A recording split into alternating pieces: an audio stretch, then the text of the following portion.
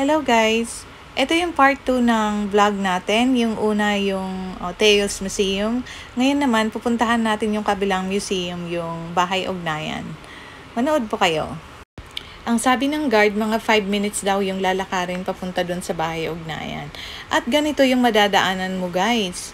Para siyang Intramuros kasi mga lumang bahay yung makikita mo dito noong panahon pa ng mga Kastila. Ayan siya. Ayan, maganda yung paligid habang naglalakad. Nakaka-relax.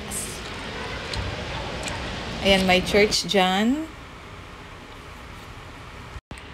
Ito yung sinasabi ko guys, na para siyang Intramuros. Kasi itong design ng building na to, nakita ko na siya sa Intramuros. So, ang ganda lang na meron pa rin part ng Pilipinas na hindi winawaglit yung influence ng mga Kastila sa atin. At saka dito, habang naglalakad kayo, may mga offices kayong madadaanan. Kagaya nito, sabi niya, Office of Presidential Action Center. So, ang ganda din niya guys. Ayan siya.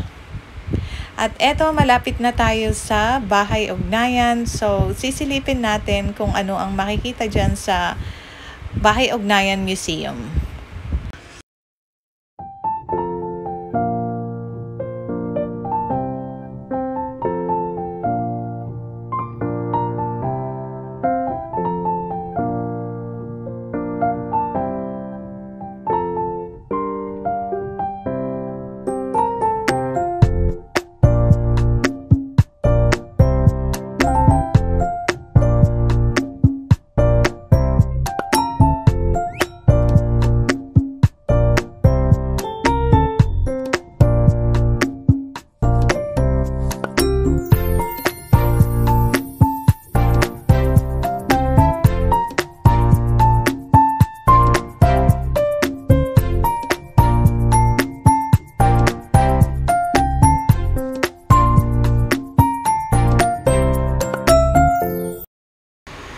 So, eto na siya. Andito na kami sa loob ng Bahay Ugnayan.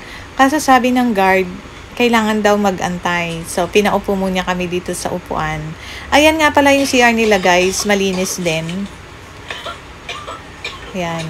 So, umupo muna kami dito habang inaantay namin kung anong oras mag-o-open.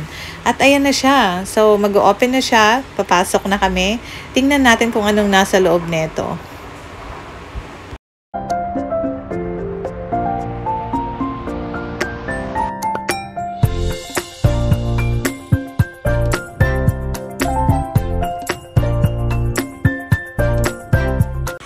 Okay, so andito na nga kami sa loob.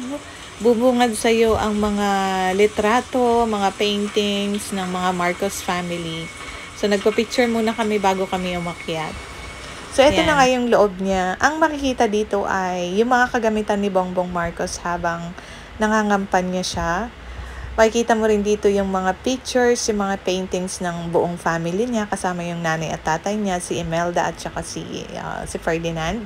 Dito mo rin makikita yung history ng buhay ni Bongbong Marcos, kung saan siya nag-aral, yung mga kagamitan niya noon, mga pictures nila, mga lumang pictures nila ng family niya. So, tutok lang kayo at itutour ko kayo sa loob ng museum na to.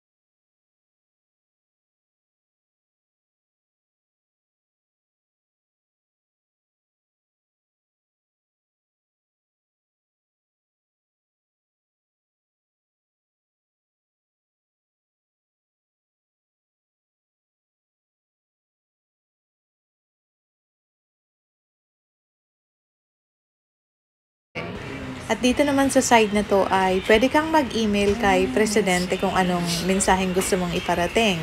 Dito isusulat mo yung pangalan mo, yung tirahan mo, at saka yung email address mo, at saka yung mensahe mo. And then, isasend mo kay Presidente.